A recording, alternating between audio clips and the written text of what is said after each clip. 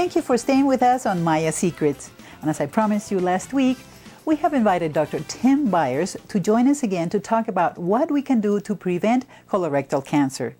Dr. Byers is a professor at the University of Colorado at Denver Health and Science Center. Dr. Byers, I'm so glad you came back this week. Well, it's great to be back with you again. Yes, we wanted to know all about how we can prevent. You told us last week that it's a preventable disease. Colorectal cancer is a preventable disease. We want to know what we should do in order to prevent it. There's a lot of things we can do to reduce our risk. That's great. Eat good foods like you cook in your All right. kitchen. Be active like you dance in your. Yes. Watch our weights, but also find out if we have polyps. If we have polyps growing in our colon, we're at very high risk for colon cancer. Tell us what polyps are exactly. Polyps are little growths. Well, just like I have on my cheek here, I have a little Except growth, a little that mole. bigger. But it's not a big thing. It's not a precancerous thing. In our colon, we get little growths, almost like little moles or little mushrooms, called polyps. About a third of people in this country over 50 will have polyps growing in their colon. 1 out of 3, very common. Cancers in the colon come from those polyps. So if we can find the polyps, remove the polyps, we can prevent colon cancer. And that really makes screening and detecting for colon cancer very important, because it's not just looking for cancer, but it's preventing Preventing cancer. it, that's the great news. And how is the screening done? Well, the colon is just a pipe, just like this pipe I brought here from underneath my kitchen sink. Oh, right. Actually, this wasn't the one, but it's the same kind. I didn't know whether you had taken a frozen one. No, I'm kidding. No. So the colon is just a pipe. Yes. And within this pipe, then, we get these growths, these polyps. So I've got 3 of these here, and I want to ask you a quiz. All right, all right. Which one of these 3 has a problem in it? Can you tell by looking? Not by looking, but maybe if I peek inside, maybe. There you go. If you peek inside, what do you see? I see one. There is a little. Is that a something. polyp? That's a polyp. Can you take it out? Let me see. Yeah. There you go. So 1 out of 3 people has polyps in their colon. Wow. And if we look inside this way, take those polyps out, we can prevent colon cancer, because colon cancer comes from these polyps, which we can remove. Oh my gosh. So screening for colon cancer means looking up inside the colon, finding and removing polyps, and preventing colon cancer. So everybody after age 50 should have this test done.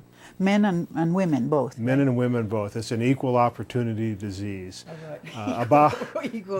Equal opportunity disease, these polyps. So after age 50, everybody should talk to their healthcare provider about having a test for colon cancer or for colon polyps, looking up inside the colon, finding and removing anything that's abnormal.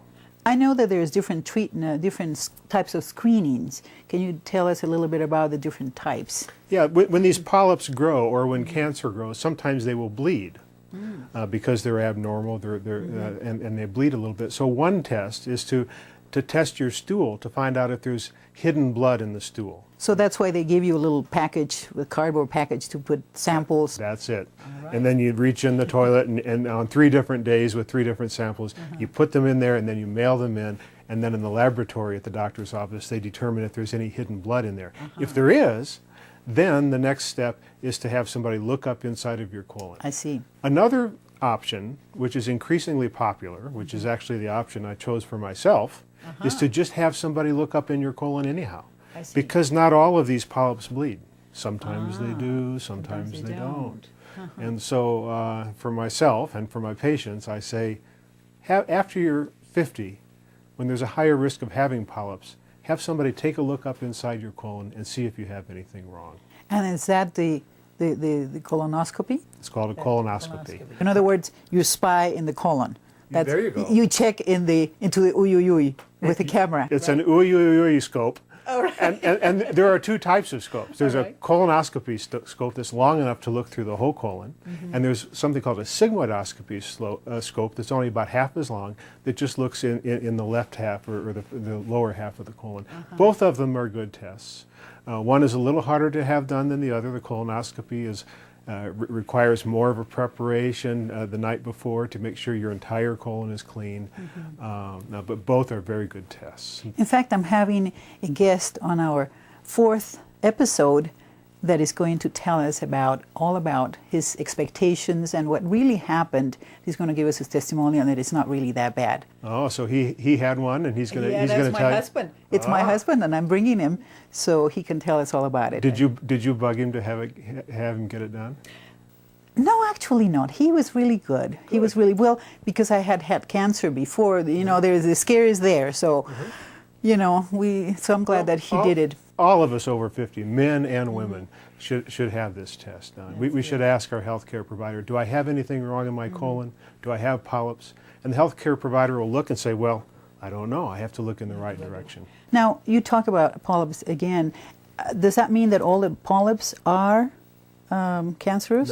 No. Most polyps do not go on to form cancer, but all cancers come from polyps. And we can't tell at this point which polyps are the particularly bad ones and which ones we can leave alone. So the best thing now is to find out if you have polyps, and if you do, they can be removed through that same colonoscope that sees them in the first place.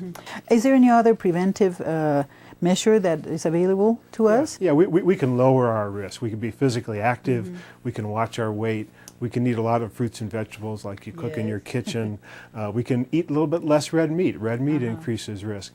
But even if we do all those things right, we're still at substantial risk for having colon cancer. So I think the best thing is to eat right, be active, watch our weight, and get the screening tests. Absolutely. And for the fun activity, you know that we are recommending dancing, Latin dancing. That's the best way.